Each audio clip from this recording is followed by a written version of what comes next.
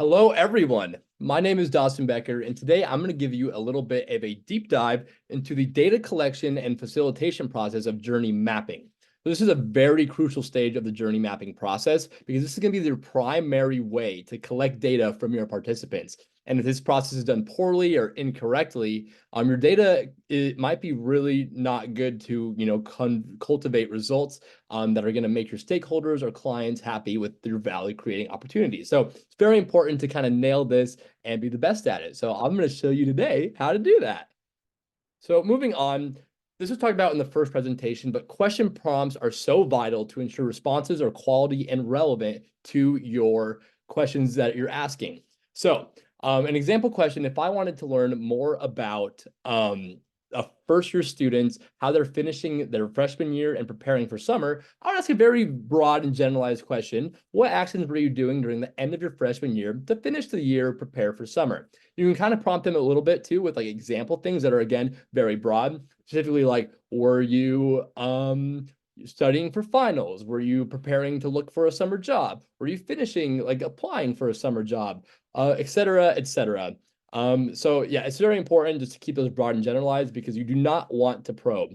When you probe, you're either implicitly and non-biased or biasly, kind of putting that your results into the heads of your participants. So if you're very specific about a part of the process, that's kind of your thinking and not their thinking, which takes away from their own personal experience. So if you focus on something that isn't part of someone's like journey during that section, it's that you're kind of skewing the data, input like with through bias. So it's important to not probe at the end of the day.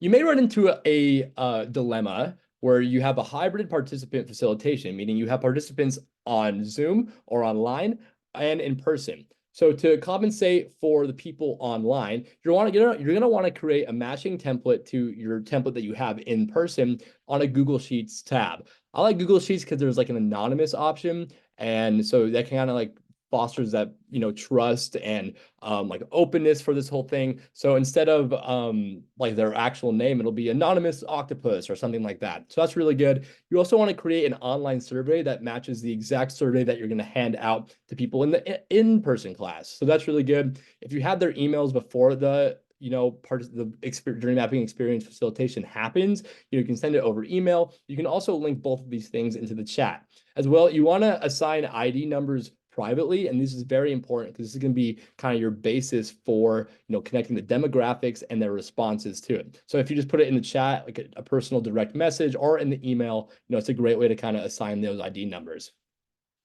So facilitation best practices. So just kind of some general feedback and things that I wish I kind of knew going into it was constant reminders to put identification number and identifier of positive and negative feelings. So just throughout the entire journey mapping presentation, be very like adamant on putting a number on the sticky note or in the Google slide, and just to make sure that they know the difference between the sticky note colors. Now, I know it kind of sounds like a little silly, but the human condition has yet to not surprise me. So it's just very important to kind of just reiterate that and make sure that they know what they're doing. So for instance, this little thing right here is kind of what you'd see on the online version. Whether they highlight it green or highlight it red for positive and negative, or if they put a minus sign or a plus sign, any indication of that, no stress, no worry. But if you look at my little arrows down here, if they do not put their number down, then that turns into bad data, which is unusable data that you can't put into your final product. And it's important because online participants should have just an equal amount of say as people in person. So it's very important that they understand to put their numbers onto the Google Slides present or the Google Docs or the Google Sheets presentation. As well, acknowledging both online and virtual participants is very important. There should always be someone surveying the chat in the online section just to promote them as people on the participant side and over online, and just to make sure that their answers and voices are being heard. As well, you want to foster more specific answers. I've noticed this during like the emotions and pains and gains part of the facilitation, but some people were just excited, and that was the only thing that they put, or stress, which isn't necessarily bad data. But you kind of want to dig a little bit more into it. You don't have to probe them, but just like make sure that you specify along with the ID numbers and the plus or minuses, to put down like why they're feeling stressed or excited. This is ultimately going to really help you in your analysis and to really just identify those value creating opportunities for your stakeholders and clients. So with that being said, I wish you the best of luck on your facilitation for the journey mapping, and I hope that this was very informative. So have a good one and happy journey mapping.